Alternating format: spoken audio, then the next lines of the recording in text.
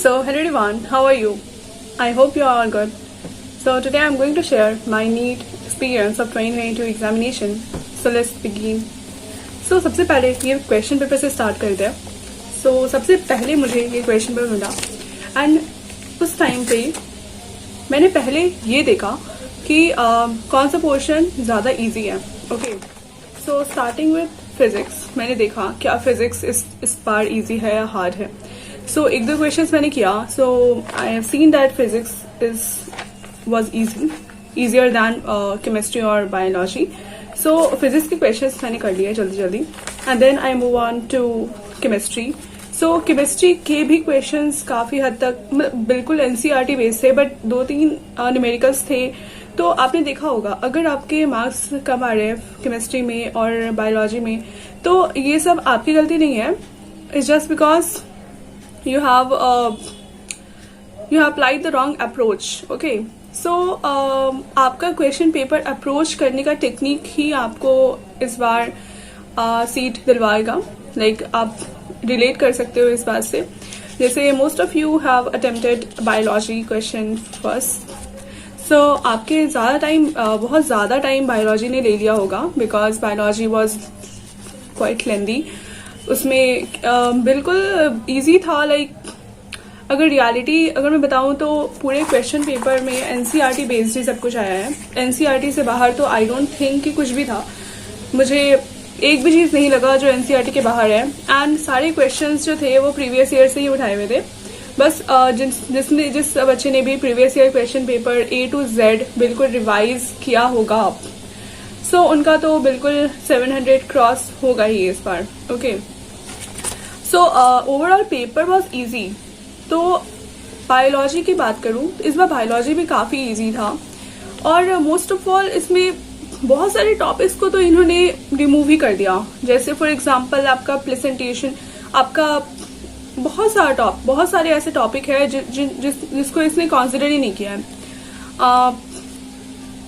जैसे आपका reproduction chapter काफी इंपॉर्टेंट चैप्टर होता है, बट उसको इसमें ज्यादा नहीं किया है. मतलब बेसिकली ये बात है कि ट्रेंड को फॉलो नहीं किया है. लाइक पहले के ट्रेंड होते हैं ना कि आपके रिप्रोडक्शन से इतने क्वेश्चन आएंगे, आपके थर्मोडायनेमिक्स से इतने क्वेश्चन आएंगे, आपके इस चैप्टर से इतने क्वेश्चन आएंगे. इस टाइप से ज्यादा नहीं था. इक्वल वेटेज सब चैप्टर्स को दी गई थी और किसी को ज्यादा दी गई थी, किसी को कम दी गई थी. ऐसा कुछ नहीं था. सो बेसिकली अगर मैं बात करूं कि जो बायोलॉजी का पार्ट था, सो बायोलॉजी के पार्ट में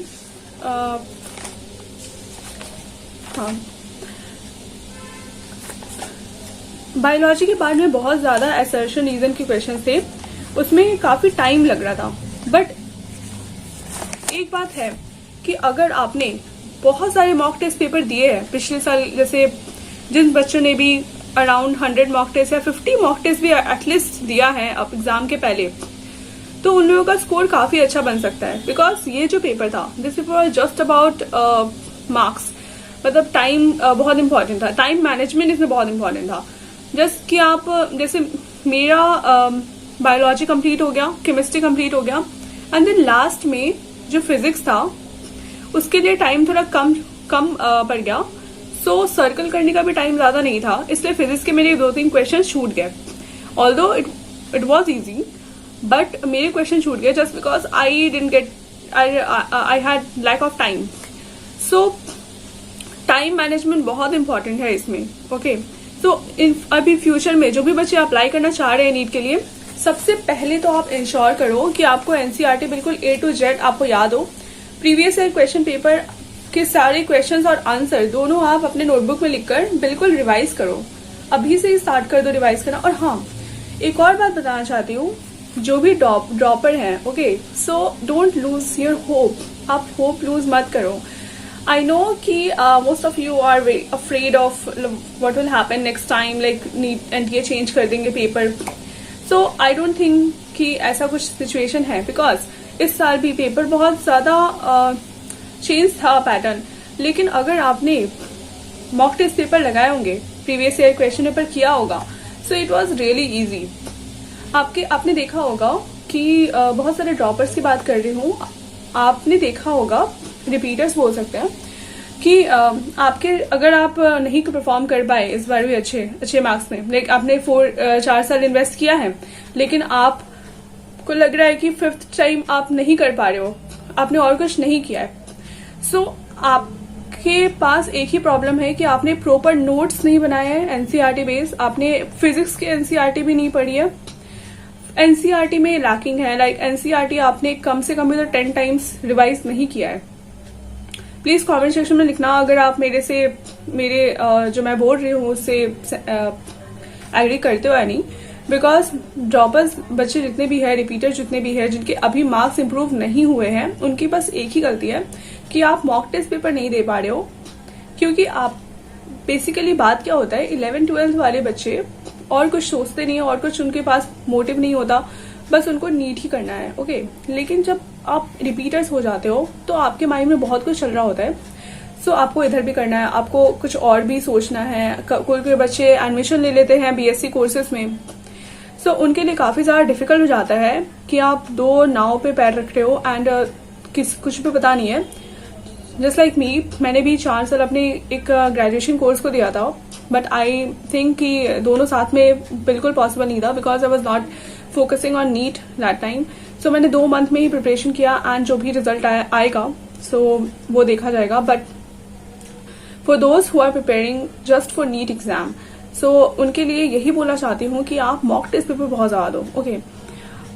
एलएन के जो डीबीपी होते हैं वो अवेलेबल है इंटरनेट पे, आप वो डाउनलोड कर सकते हो। आकाश के डाउनलोड कर सकते हो। अगर आपके पास आप मनी प्रॉब्लम है तो आप भी फिजिक्स वाला कर सकते हो। I am not promoting anything, but I am just telling you the resources कि आप किन किन रिसोर्सेज को you can follow, okay. Apart from this, अगर आपने डिसाइड किया है, लाइक आपका 5th या 6th अटेम्प्ट था, 4th attempt, around 4th attempt, सो अगर आपके मार्क्स इंप्रूव नहीं हुए and you are just thinking कि अब क्या करना चाहिए, ओके, सो उनके लिए मैं एक बात बताना चाहती हूँ कि इग्नू आपने सुना होगा, Indira Gandhi national open university, इसके बारे में आपने नहीं सुना होगा तो यू कैन सर्च इट। सो अभी फॉर्म्स निकले हुए हैं एंड उसमें काफी ज्यादा आपको इतनी ज्यादा टेंशन नहीं है कि आपके मार्क्स कितने हैं, ये वो आपको वहां फिल कर दो एंड और आप एग्जाम दो वहां पर।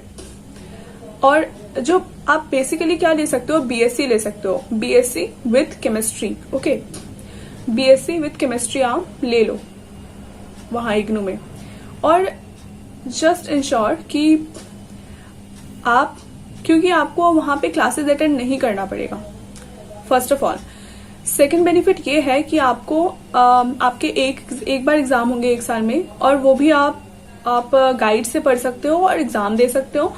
और थर्ड पॉइंट ये है कि आपको जो आप एग्जाम जो दोगे भी केमिस्ट्री और फिजिक्स, सॉरी केमिस्ट्री और बायोलॉजी में, सो आपके डायरेक्टली वो नीट में हेल्प करेगा, ओके। सो ये हो गया, राइट। उसके बाद फिजिक्स तो आप कर ही रहे हो साइड से, एंड देन आप यहाँ पे एडमिशन ले लो और 3 साल बाद आप ग्रेजुएशन भी कंप्लीट हो जाएगा। एंड ऑल्सो आप नीट के लिए भी प्रिपेयर कर सकते हो अभी, राइट। बिकॉज अगर आप कोई बायोटेक्नोलॉजी या फिर बायोकेमिस्ट्री इस फील्ड में जाते हो, वो भी प्राइवेट या फिर government college, right, so I don't think ये अच्छा आइडिया है। बिकॉज अगर आप बिल्कुल नीट पे ही फोकस है, आपको और कुछ नहीं देना है, तो आप घूम फिर के 4 साल बाद उसी पॉइंट पे आ जाओगे जहां पे आप अभी हो। 3 साल बाद आप वहीं मिलोगे जहां पे अभी हो। बायोटेक्नोलॉजी में जाने के बाद भी you will be thinking about NEET only. And देखो, बायोटेक्नोलॉजी या फिर बायोकेमिस्ट्री, ये सारे जो फील्ड्स होते हैं ना, वो बिल्कुल स्पेसिफिक चीज पे फोकस करते हैं। लाइक बायोकेमिस्ट्री में आपका मॉलिकुलर चीज पे फोकस करेगा। एंड यू ऑल नो कि बायोटेक्नोलॉजी हमारे एनसीईआरटी में 1 चैप्टर है, 1-2 चैप्टर है, उनमें से भी ज्यादा क्वेश्चन आते नहीं है। सो क्या पॉइंट है ऐसे चीज को पढ़ के जिसमें नीट के लिए वो बेनिफिशियल ही नहीं है, और ना ही आपको उसमें इंटरेस्ट है। बिकॉज आपको अगर इंटरेस्ट है तो आप उसमें पीएचडी करोगे, आप रिसर्च करोगे, आप मास्टर्स करोगे। अगर आपको इंटरेस्ट नहीं है तो आप वो करके छोड़ दोगे, आप कोई प्राइवेट जॉब के लिए सर्च करोगे, बट आपको नहीं मिलेगा। Because there are lot of students who have done that courses and उनको जॉब नहीं मिल रही है। एंड यू हैव टू, अगर आप इन सब कोर्सेज में जाते हो तो आपको मास्टर्स करना होगा। And also for MBBS, if you are going to do MBBS then you have to do MD. Because उससे नीचे तो आपको कुछ मिलेगा ही नहीं, right? So you have to think twice before taking any action. Like अगर आप कोर्सेज में एडमिशन ले रहे हो तो आप उसका फ्यूचर देखो. बी फार्मा कर रहे फ्यूचर देखो, राइट? अगर आपको लग रहा है कि आप उतना फोकस आप किसी चीज में देते हो तो उससे ज्यादा अच्छा रिजल्ट आएगा, then you should focus on that only, right? And if you are thinking कि आपको रिपीट करना चाहिए, तो yes you should repeat, because there is no other option. Like you will take admission in BTech or biotechnology, but ultimately you are going to reach at this point only, okay? Because biotechnology, biochemistry, yeah, this all fields are really great, but only for those who have interest in this fields, right? If you want to do PhD, if you want to do MSc, just think twice before going to take any action. And सोचो कि मैं जो सोच करना चाह रही हूँ, करना चाह रहा हूँ, क्या वो सही है मेरे लिए, क्या मुझे लग रहा है. अगर देखो आपके पास दो ऑप्शन है, एक तो आप इग्नू से कर लो, आपको ग्रेजुएशन ही कंप्लीट करना है ना, इग्नू से कर लो, आपको ग्रेजुएशन कंप्लीट हो जाएगा, एंड देन आप बीटेक बायोटेक्नोलॉजी कर लेना. सो यही है, and all the best for your results. And I hope कि आपको ये वीडियो अच्छा लगा होगा. एंड कुछ भी रिजल्ट आए आप इतना ज़्यादा टेंशन नहीं लेना चाहिए, बिकॉज अल्टीमेटली देखो अगर आपके मार्क्स नहीं इम्प्रूव हो रहे हैं, so you have to think कि क्या क्या प्रॉब्लम्स हुई, क्यों नहीं इम्प्रूव हो पा रहे आपके मार्क्स, क्या आपको बिल्कुल इंटरेस्ट है भी या नहीं इस चीज़ में. आपको सोचना पड़ेगा क्यों ऐसा हो रहा है कि आप नहीं कर पा रहे हो. क्या आप समझ पा रहे हो टॉपिक्स, क्या आपने इन डेप्थ पढ़ाई की है, क्या आप बेसिक्स समझ पा रहे हो. अगर आप बेसिक्स नहीं जान पा रहे हो, so you're not going to crack this NEET exam, okay? You have to think twice, thrice, even fourth, fifth time, right, before taking any action. Yes, so that is all for today. Thank you so much, and please go and subscribe to my channel. Bye.